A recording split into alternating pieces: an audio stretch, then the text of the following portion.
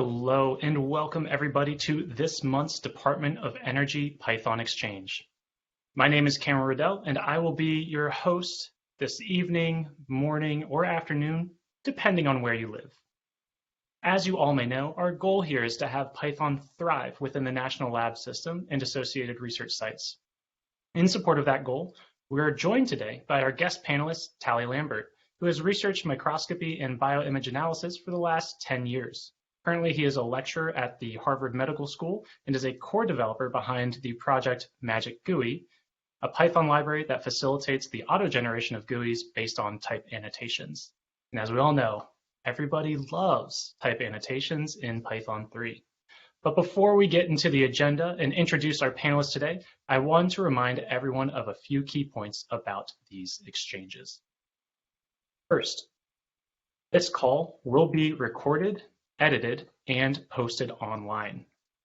As a result, you should be conscious of the information in the questions that you share or may ask to ensure that you're not accidentally sharing anything that is privileged or requires clearance. Additionally, you should all know that we are a growing community and we would love to stay in touch with each of you. If you would like to be kept up to date with our monthly exchanges, please sign up for a mailing list, which you can find on our website, meetup.doepy.org. You can additionally find the recordings of all past exchanges on this site as well as a recording of today's exchange once we have edited it and posted it. For those of you who have never joined us for an exchange before, I would like to share with you that these exchanges are typically broken down into 4 parts. First, we'll introduce our fantastic lineup of host and guest panelists so that you may all get to know them as well as their respective fields and backgrounds. Second, we'll kick off into a coding activity where we'll ask some very applied questions to our guest and host panelists. Third, we'll turn things over to our guest panelist, to Talley, to share some prepared remarks about Python and magicgui. Then to wrap up, we'll have a full discussion about the points brought up by our guest panelists. And for everyone joining us in the audience, this is your chance to ask questions and engage in our panel to help us understand where Python fits into the life of an academic researcher. As per our traditional introduction, we'll ask each of our panelists 2 questions.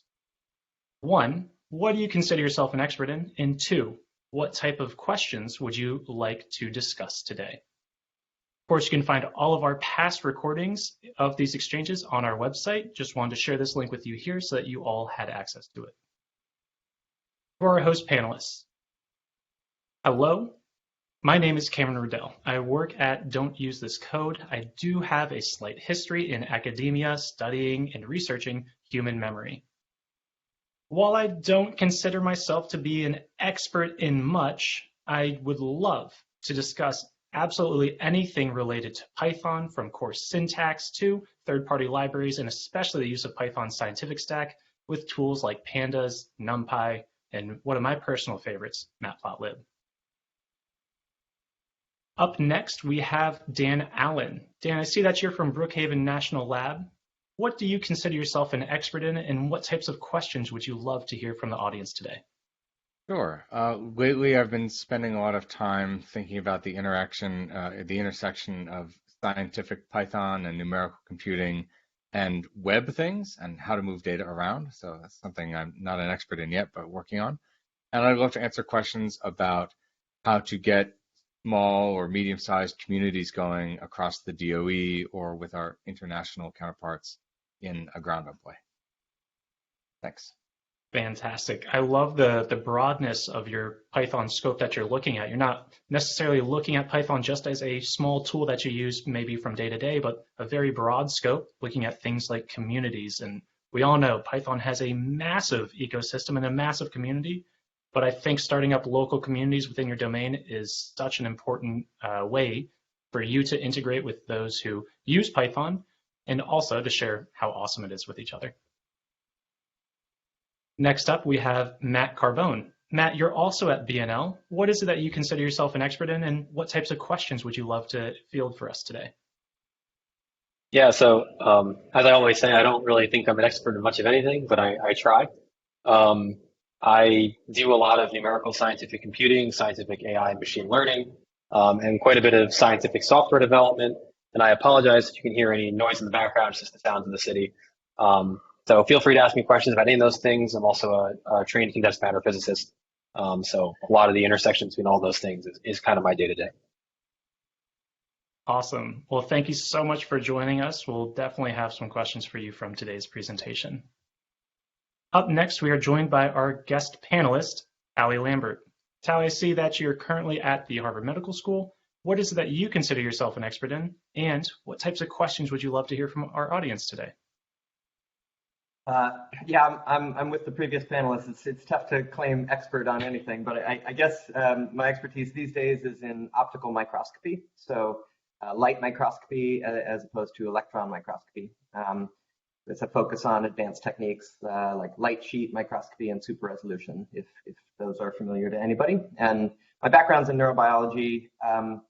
Python-wise, I have very broad interests. I like talking about anything. I like, as you said, I do really like typing, so that's a thing that I have dove into a bit. But yeah, I always like to talk anything Python-wise. Fantastic. Well, I'm very excited to hear what you have prepared to share for us today on magicgui. And without any further ado, I think it is time to step into our game.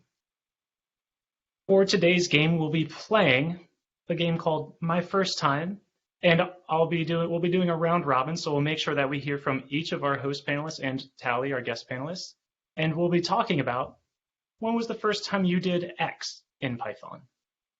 So we have some rules. Python version 1 was released almost 20 years ago.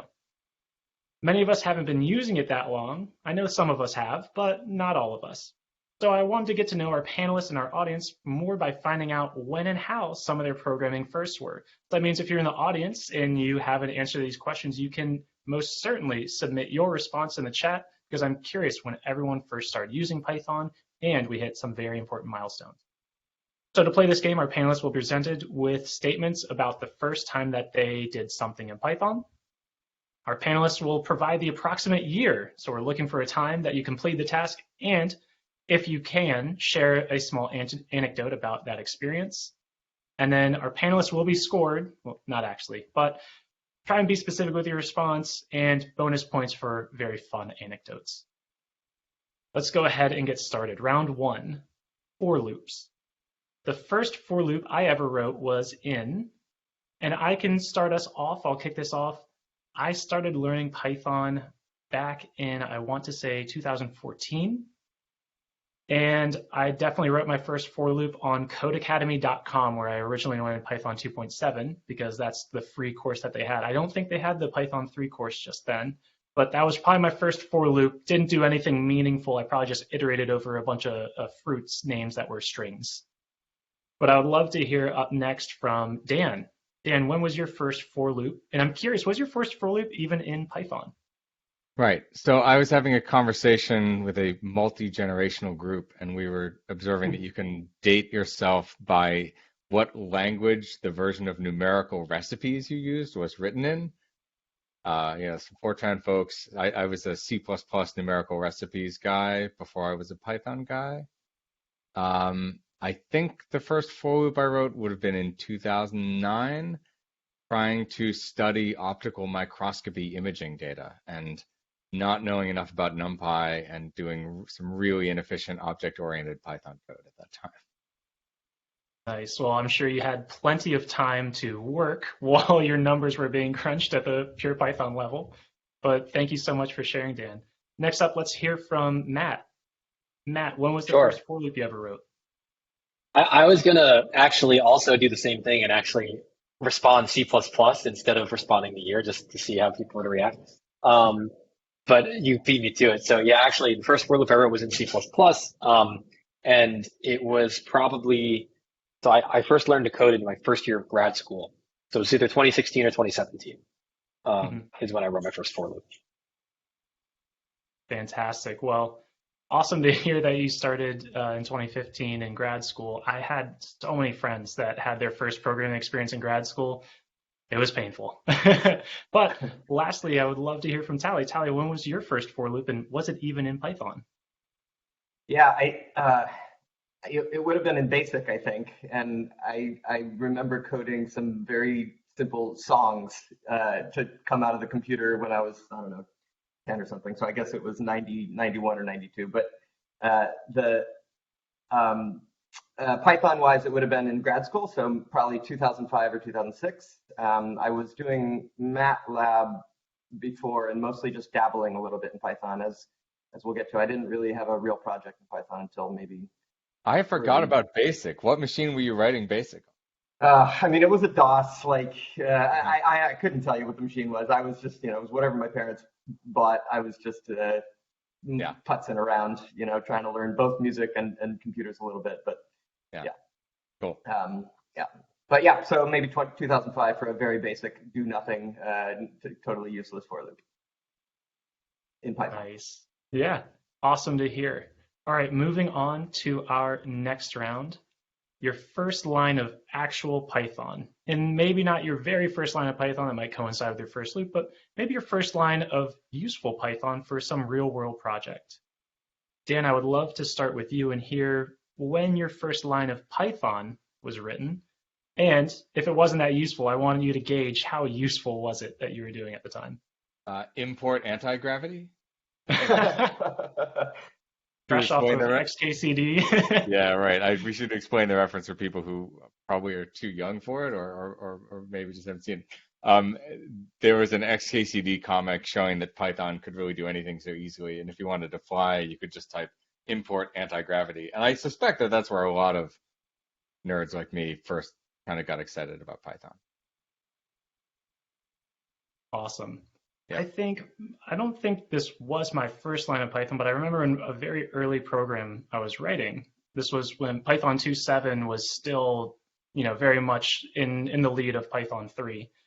I remember just struggling with the context managers in Python. I was working with files, and I was like, some examples have with open, and some examples just have open, and then they close it later. And I'm like, what's the difference? Well, it turns out there's a very, very important difference. But I just remember, some of my earliest Python days, I was like, I understand what this concept, why do I even care about with open? But that's probably one of my first lines of Python that I ever wrote that actually did something somewhat useful. I'd love to hear from Talley next. Talley, what was your first line of Python? Yeah, it would have been somewhere in grad school, but mostly useless, dabbling on little things, no significant useful projects, probably until maybe 2014 or so, when I got more into microscopy in my current job. And I wrote a little tool so I work in a core facility where we have a bunch of users come in and use the microscopes, and I wrote a little app to help them improve reconstructions for a mode of microscopy called structured illumination. So it was just a little teeny user-facing app, and that was the first real useful project. I mean, it wasn't useful, but attempt to make a useful thing that I did. Awesome. And was this a graphical user interface that you programmed for them? It was in tkinter, yeah. Yeah. Yeah. You just reminded me, I made a tkinter GUI in a lab that I worked in. We worked with a lot of people, so I had a lot of patients coming in and out. And I made a GUI that you could easily check off and then submit a print job to the printer to print out all like the 30 forms you needed to intake a new participant to coming into the lab. Awesome. Yeah.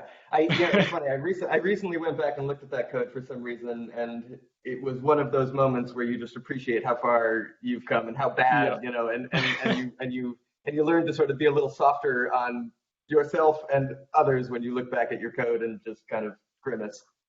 Yeah. I've seen somebody say if you're not horrified by code you wrote 6 months ago, you're not learning fast enough. Yeah. I like that. Yeah. I love that, Dan. All right, Matt, when was your first line of Python, and what were you trying to do? Probably around the same time as my first for loop in C++, because the first lines of Python were almost certainly to process the output of those first few lines of C++. So the context is pretty boring. If anyone knows what the GW approximation is, that was my first project in grad school. It was very painful. It didn't end up working. It took about 2 years to figure out it wasn't going to work. But yeah, many, many times that Python script was run to try to process the output of that C++ script. And And yeah, nothing came of it, but you live and learn. Yeah, well, Python is the professional glue language of the world, so very happy to hear you're an early onsetter for linking Python to some other lower level codes. Oh, I didn't say I was linking anything. Just to be clear, just to be totally clear, like there was Dumping output no into a like. file and then reading that file later, it's linked. I'll take it. All right, in this round, programming as a superpower, we have the first time I realized how powerful programming can be was in, and then I would love to hear what you're trying to do. I can kick things off for us. I realized that programming could be extremely powerful when I actually completed my first data processing pipeline. We had participants come in, lay down in a MRI, and we essentially had full-on conversations with them. At the time, movement inside a fMRI is just, you can't do it, or you couldn't do it.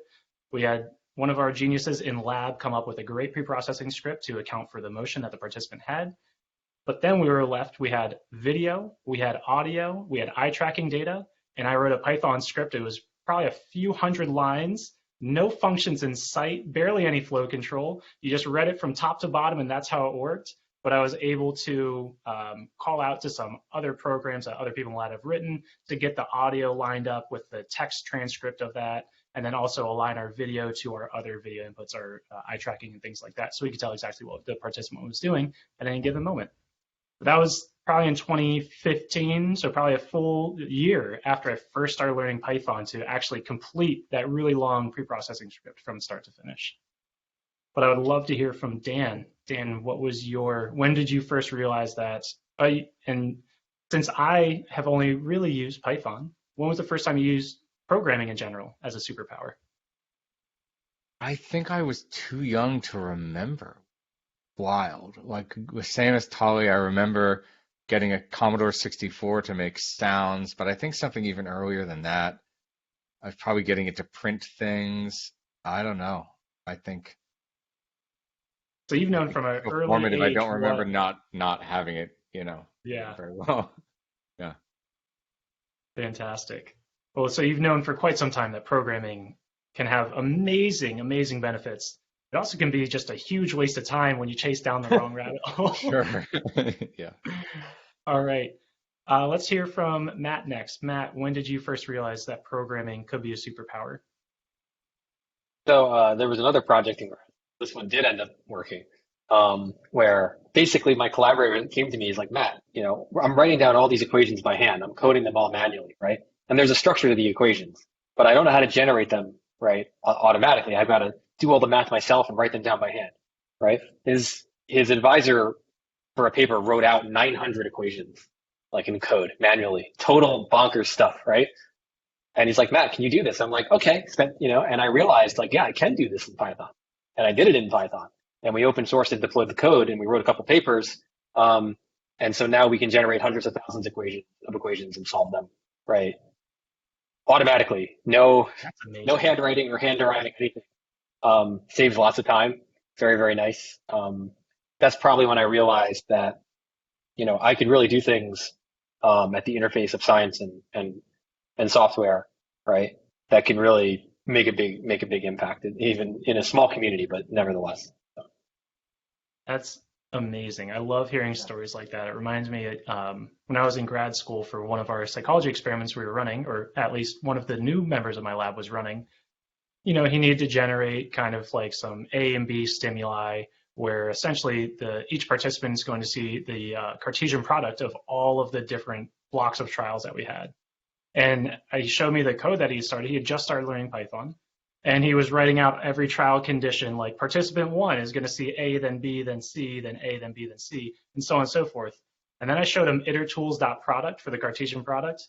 He was very happy from that day on, at least when it came to designing different experiments. It's good to hear he was happy and not furious, right? It's sometimes. Yeah, he's like, I spent so long writing this, but here we are. All right, Talley, when did you first realize that programming could be your superpower? Yeah, first I definitely share the happy gene when I find a thing that simplifies something I've done, even if I wasted a lot of time on it. I'm there too.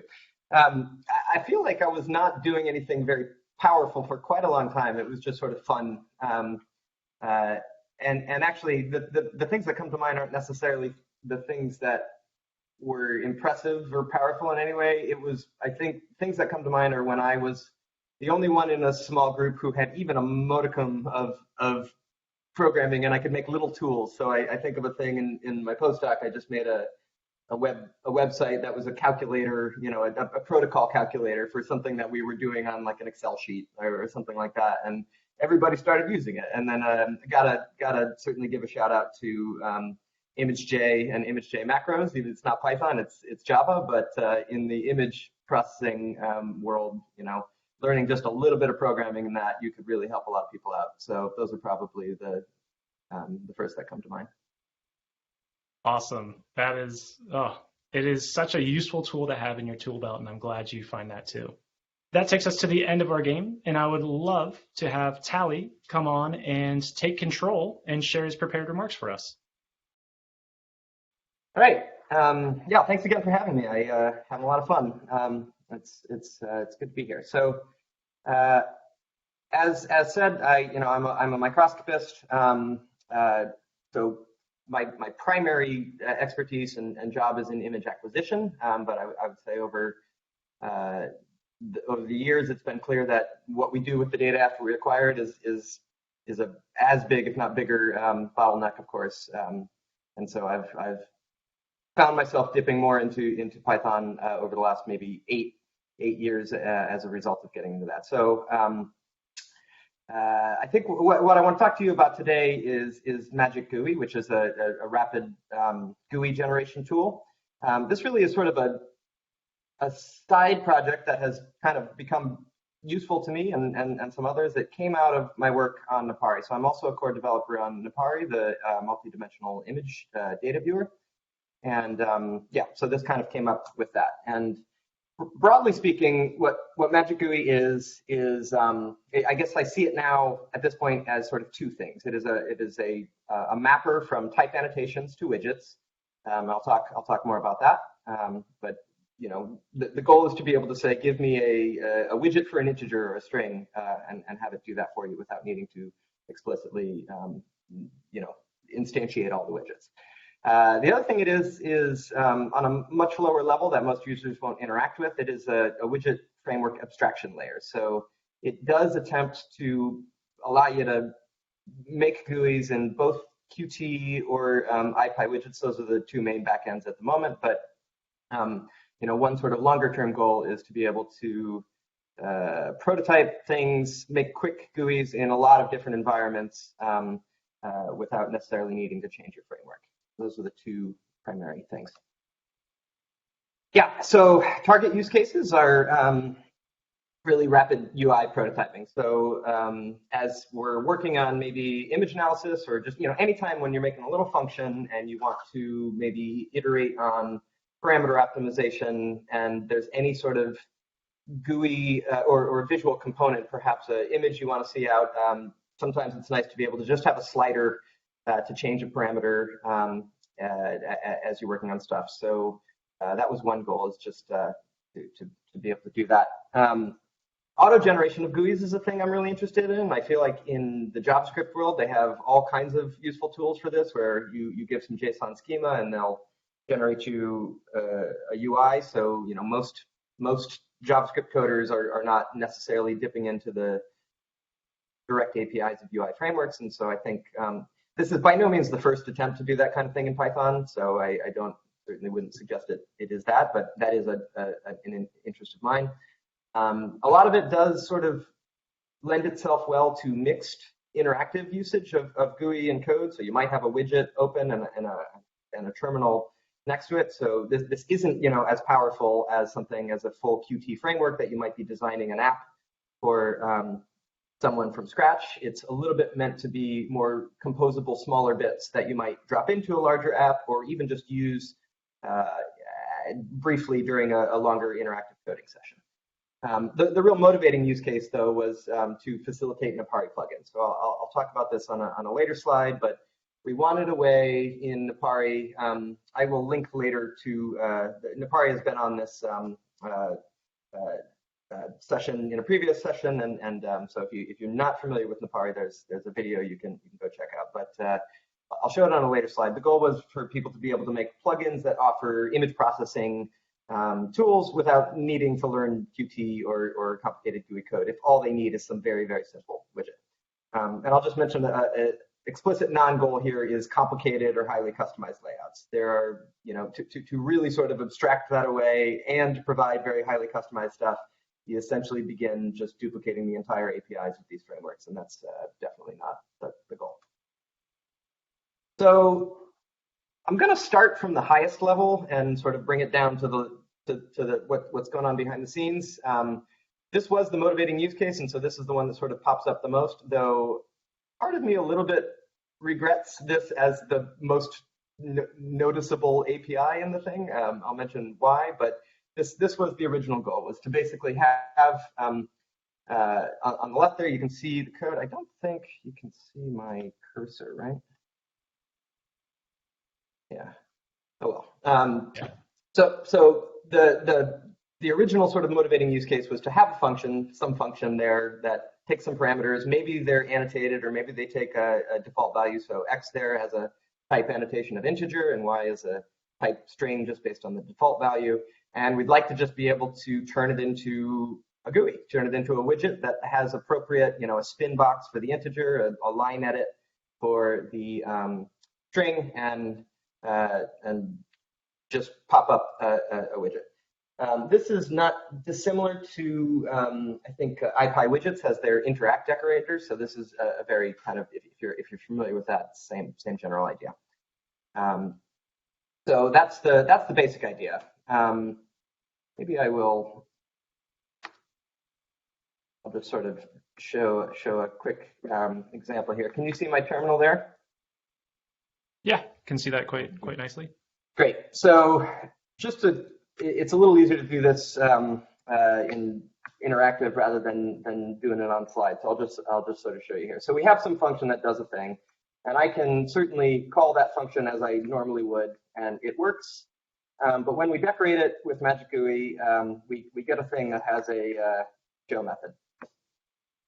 And let me actually start the Qt loop. Okay. So a couple things to note is we can just sort of change this, and it actually is sort of a living function, if you will. So now if I just call this, you can see what it's returning here is just the input parameters. That's what the function is doing. And so by nature of having changed the inputs there, I get a new thing out. So it's kind of like a function that has a living signature, if you will, that actually you will see that in the signature itself. So if I got help here, see that the signature itself has changed. We can also do it programmatically both ways. So each widget, each parameter in the function gains a widget, and if I check it, I can change, two-way communication there with that. I could dump the whole thing as a dict. And then lastly, I can do a number of things with connection to events. So I could say, if the X parameter is changed in the GUI, connect some callback function. So here I'll just say print, but now when I change this, you've got some callback triggering. I could also connect to the entire called method and say, I don't know, do I have that? I'll just print that too. And this is now going to get called whenever the function is run, either in the GUI or programmatically. It'll get called with the output, right? So if I say run now, you can see that thing getting printed over there.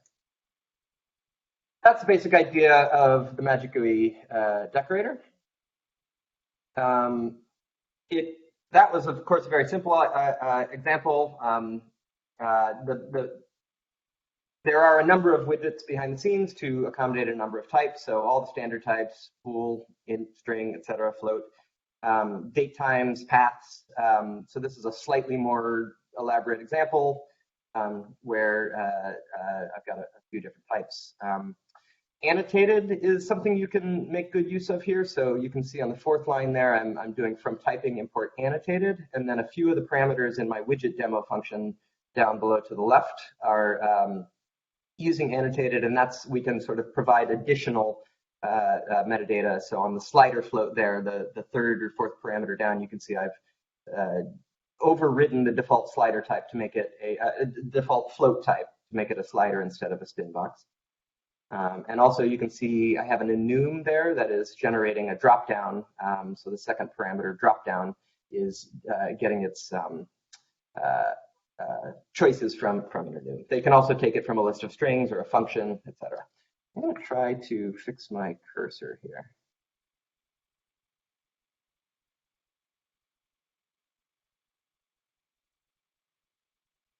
There we go. Good. Now you can see my cursor, I hope. So the mapping of types to widgets is really the heart of it. There is a lower level kind of direct widget API where you can just go ahead and make these widgets directly. It's a slightly sort of simpler API than something like Qt. All of the widgets have a more sort of unified value API than Qt. Again, it's not as elaborate, but for directly creating widgets that can be useful. And actually, I will mention here that create widget is really the heart of it. So create widget is a function that takes either a value like X or Y here, or just an annotation, integer, string, or any type, and it'll generate an instance. So here's an example of just kind of creating a container widget, which is essentially like a layout with a number of widgets inside. So this is sort of a mid-level API to rapidly generate a GUI from a bunch of objects. And really, this is what's used under the hood from the higher level at Magic GUI decorator. As I mentioned in the beginning, I somewhat regret that the function was the unit of parameter organization that I started with. I kind of wish it had been a little more abstracted, and I particularly think that data classes and just any general grouping of parameter name, type, and perhaps a default value. Like functions are obviously the most direct way to think of that sort of thing, but data classes are very useful for this too. So I'm not sure if anybody is unaware of data classes. These are a feature in the standard library since 3.7 that normally you would say from data classes import data class, and imagine this decorator here is now data class, not GUI class. But the point is you make a class that has a couple class attribute names and types, and it will construct for you a convenient init function and a bunch of sort of conveniences to reduce a lot of boilerplate when you're making an object that has just a number of key value pairs or fields with various types. The point here is Magic GUI this is sort of experimental now, but the point is to kind of wrap data class and provide a GUI that would do something like that. And when you want to add a button, this is actually one of the things that was most inconvenient with functions, was just how do we inject a button into something that is just function parameters that created a lot of people making strange workarounds that weren't so lovely. So this, I think, is a slightly nicer, higher entry point that will still work with functions, but that's what I'm playing with these days.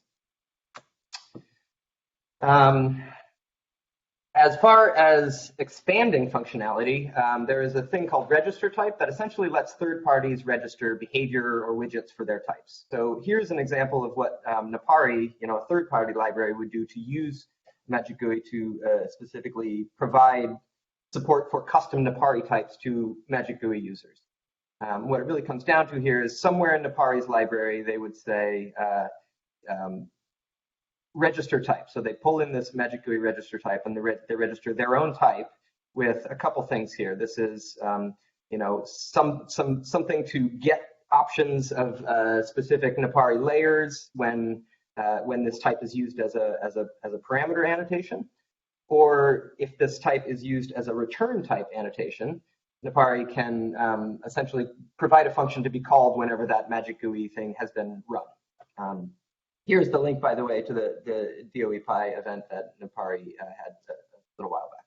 See that? But as an example here, we don't really need to look through the whole code. The point is we've got some function that's going to do some stuff with scikit-image to play with a Gaussian filter on an image. And mostly we want to be able to play with the parameters a little bit to change the sigma of the Gaussian blur. And what I'm showing here on the left is that it takes in one of these custom Napari types. Again, this is from Napari types, import image data. It doesn't really matter what that is. It's just, the point is that it is, an array-like object that is non-standard and magicgui wouldn't otherwise know about. But by nature of having registered the type, people can write a function like this. And then they can just go ahead and add to Napari's UI, this function that is now actually also a widget instance. It behaves like a function, but it is an instance of a widget. And you can see over here, sliding through some parameters. So that is that really was a direct motivating use case. This obviously gets challenging as some of the callbacks are longer and slower. So this isn't really convenient. If you have a long pipeline that takes many seconds or longer minutes, but for rapid prototyping of simple things, if you're just trying to say what is the parameter that lets me detect these spots or do some morphological analysis, it can be really handy to rapidly iterate on that. Yeah, of course it plays with other UI GUI elements, so you could drop matplotlib canvases in there as well. So in other words, it's by no means Napari specific. Yeah, there's some conveniences in there for things like progress. So there's a little wrapper around TTDM, which is the wonderful progress bar library. So this is just an example of using a very similar API and getting some progress bars. So at the moment, there are really, it was designed for this use case with Napari, and Qt is the main backend. So the most elaborate support is definitely in Qt. I do have an ipywidgets backend as well. This one isn't quite as fully featured, but one goal here is to basically theoretically be prototyping in one environment. This will be an interactive GUI that you can do that two-way data analysis that I was talking about. And then, if we just got rid of this useapp ipynv, we would, or we specified a Qt backend, or we moved to a Napari environment or any Qt environment, then the goal would be able to, switch. It would generate the appropriate widgets for the appropriate backend. Recently, I've been playing with textual, which is a pretty awesome text user interface that could also be a potential backend, and of course many others. That's an avenue of future development. So yeah, I have not really paid. How much time would you feel like we got left? I could stop there, or I could talk a couple more minutes about Signal. Yeah, go for a couple more minutes. We got 20 minutes left in the exchange, so plenty of time for Q&A, even with a few more minutes. Okay, so yeah, so that's the basic idea of magicgui. The scope is pretty narrow. The scope is to map types to widgets in a backend agnostic way and provide rapid prototyping. Behind the scenes, there are a couple, partially and/or directly related things. One is a library called Signal that I actually have been liking working with a lot recently, and this is the event library that underlies magicgui. So I showed you before, you can connect, say, a callback to a parameter change event or a function call event, and behind the scenes it's Signal that is doing that. So this would be called the observer pattern, where you have some object that emits signals or events and notifies listeners and calls. So Signal is an additional library in the same organization as magicgui. It implements the same rough API as Qt. It does not depend on Qt in any way. It just sort of implements a very similar API, and this would basically be the idea. So you would import Signal, and you make as a class attribute just some signal. This is a descriptor object, and this says what is going to be emitted by this signal. And most here I've hidden the rest of the body of the class where you might actually emit this in some method or some change event, but then other things can essentially go thing changed, connect, whatever function. So this is just the standard observer pattern has been implemented a million times over. A lot of care has gone into performance and particularly to avoid strong references. So as I started playing with this in Napari, it becomes very easy to accidentally, when you use these callbacks, to accidentally hang on to something you wish you hadn't to with a strong reference, preventing garbage collection and memory leaks and stuff like that. So it's also it does a lot of signature and type checking at connection time. It's safe to connect a callback that takes less arguments than this emits. So for instance, changed is going to emit some string, but if some function didn't take any parameters, it would be smart enough to just not call it with those parameters. Of course, the function can't take more parameters. It can't take less parameters. I'm sorry, it can't take more parameters than it's going to emit, but it can take less. Yeah, and so getting back to data classes, this lends itself nicely to the data class pattern. So if you have some object that's got a set of parameters, again, data classes are great for that. And the evented decorator in Signal turns this into an evented object that would essentially let you say person name, person events name changed connect whatever. So so it allows data class patterns to become evented. I'll note that it doesn't have to be data classes from the standard library. It works with adders, pydantic, and message spec. So any of these sort of data class-like patterns can be made evented with this. There is actually a dedicated pydantic subclass as well that if anyone has played with pydantic, it implements a similar data class-like pattern with type validation and all kinds of serialization goodies, and it's just a really awesome library. And so you can make a pydantic object that emits events and can be connected to with this. And then lastly, there's a handful of additional sort of stuff like evented lists, dicts, sets. So these make little objects that notify on change, for instance, on inserted or deleted. So this makes for an object that allows, if you have an end user who's going to use some object, it behaves exactly like a Python list. And you can connect, say, GUI events to something. So this is nice for interactive usage, where if you want Python objects that feel very native Python and yet connect nicely to something listening elsewhere. So that is all I have. I just want to say thanks to the many people who have contributed to these projects. The org is here at PyAppKit, and that is all I have. Thank you. Awesome. Thank you so much. It's great seeing Juan's name up there, as we had him on for Napari earlier. But oh, yes. Awesome looking project. And I would love to start our panel up, or our Q&A session up, with any questions from the audience. Or Dan, do you have any questions as well for Talley? Yeah, while we wait for audience questions to roll in, this is great. I really love some of the newer stuff of psygnal. We have done some work at NSL, broader multi-facility collaborations around it, on basing some designs on the guts of Napari, which are shared by some of this work, or maybe factored out into some of this work, and particularly trying to satisfy users who want Jupyter things and users who want Qt things, maybe potentially terminal-based things. It doesn't seem like the web is ready to do a lot of the heavier data workflows, especially three-dimensional things that we might want to try. On the other hand, the appeal of Jupyter and zero install and the integration with IPython or on the web with Jupyter is all really strong. So it seems like there's no way to get out of doing both. What have you learned about the limitations of that in terms of complexity and performance, and how do you know when that works and when that gets hard?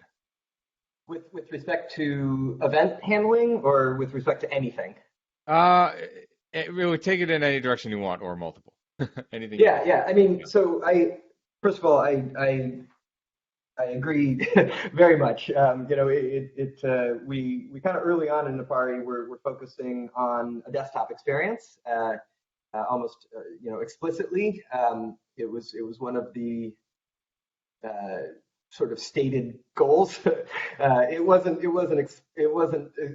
explicitly to exclude Jupyter, but by nature of focusing on another thing, things got hard to bring back to the browser. But I think that has been a notable challenge. I mean, I think, once we start talking about big data that is potentially remote, some degree of in-browser compatibility is really useful. So fully sympathetic to the use case. And so as I kind of work on these side projects, I definitely feel like compatibility with that kind of environment is critical.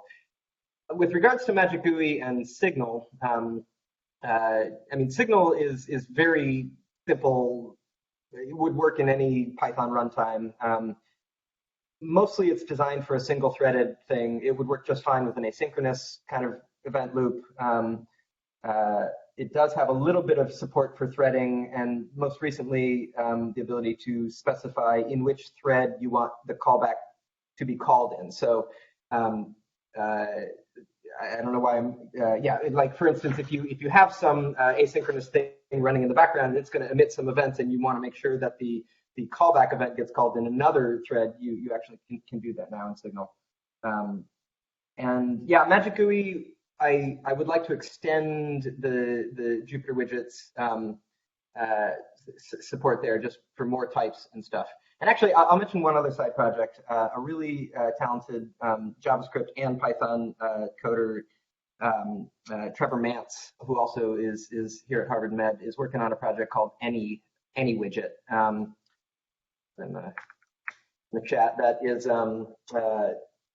based on ipywidgets and traitlets. So it's sort of, it's based on all the existing stuff that ipywidgets is based on, but trying to make it a little easier for to pull away some of the boilerplate that is required if you want to make an ipywidgets custom widget for multiple target environments like VS Code, as well as Jupyter Lab, as well as Jupyter Notebook, as well as Google Colab. And we've been playing a little bit with Signal in that. It lends itself well to this evented data class pattern where you have something that has state, you need to ship it somewhere else, some serialized event, and then do something with it. I'll throw another question. Something that caught my ear is that you accept that there are limitations of what you can do with an auto-generated GUI, right? Yeah. Without actually learning about how GUIs work and writing GUI code. Yeah. I like the way you framed it, that for a plugin, and let's imagine it's more like the job I used to have as a graduate student rather than the job I have now as a scientific software developer, where I really don't want to have to learn all that. Laying out a plugin is something I can do with the data class. That's awesome. How do you have any more thoughts on the limitations of that, or how to know that you've reached them? I think one of the challenges in the national labs is that you do have these scientist-written software projects that can sometimes start to outgrow what you can do in an auto-generated context. Yeah, I could also mention, thread management as the thing you eventually hit, and you get these GUIs where you just have to stop them every couple hours or they eventually memory leak themselves into oblivion. How do you draw a box around that and manage that growth process? Yeah, it's such a good question and such a hard answer. I can absolutely say that, as I monitor sort of forums and people asking questions, I definitely see this getting, magicgui, for instance, getting used sometimes to stressing it to the point where I'm like, I think you should just learn Qt. And that makes me, it's simultaneously good to see it being used, but then you feel bad because they've invested time in learning your API, and now so there is this like sunken cost of learning some API that you may outgrow and then need to learn the thing you were trying to avoid in the first place. And I have more just an acknowledgement of the potential conflict than the advice. I think the main thing I would just say with respect to magicgui is that it really is designed for composable bits, and once you imagine that you need customization of the layout, particularly something that is maybe a non just box layout, right? Like if you need a grid layout where you want something over here and then something over here, and you want a slider or something, like once you need more custom layouts, or if you're going to, at this point at least in magicgui's development, I would encourage you to look to more elaborate frameworks. And yeah, with regards to threading, Magic GUI, and these sort of, this is another big one. Like once you make it easy for someone to drop a function into an event loop, it is quite easy for them to crush, to bring that event loop to a crawl. And Right. There is, it was on one of those slides there. I didn't really make a big point of it, but there's another library called Supercute, Supercute that has a couple of sort of threading conveniences that try to make it easier to, I mean, the trick here is when you begin to do threading, then it really depends on the runtime you're in, and somebody could make it work for Qt and then be frustrated when they want to move out of Qt that they learned all this Qt threading related stuff, or they could run it in sort of standard library kind of threading stuff and then not take as good advantage of whatever sort of specific event loop they're running in. And I don't have great, like, threading is just hard. Asynchrony is just hard. So that's not a very good conclusion. No, but I'll draw you on, the existence of composable bits seems really strong, and I think something that resonates, at a facility like ours and ones like it is you've got effectively 30 really small independent research groups that do some overlapping things and then some very different things, and a comparatively small number of software-oriented people whose full-time job is software-oriented stuff to support them. And so something like a component library is perhaps the only viable survival strategy. The other model is a grant that supports a dedicated GUI for the lifetime of the grant, but then who's going to maintain it? Oops, right? Yeah. Shared infrastructure is key. Mm-hmm. I would actually go back and re-emphasize the schema idea, because that is something I feel like, I don't want to say we don't do enough, but I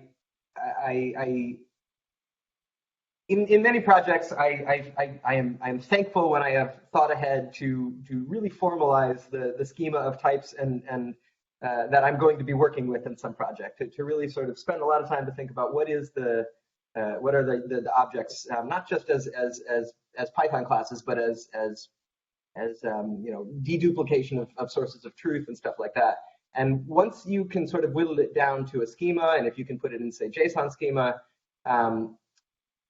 of course, we're restricting ourselves now to really basic types. We don't have these very complicated array types in most cases, which most of the data science we're all doing really does need that kind of stuff. But I did want something that would help me make schema-based GUIs. So I think a good example for this is in Napari, plugins can register their plugins as manifests that state what is available, and it's in a very schema-like way, and it makes it much easier for us to generate.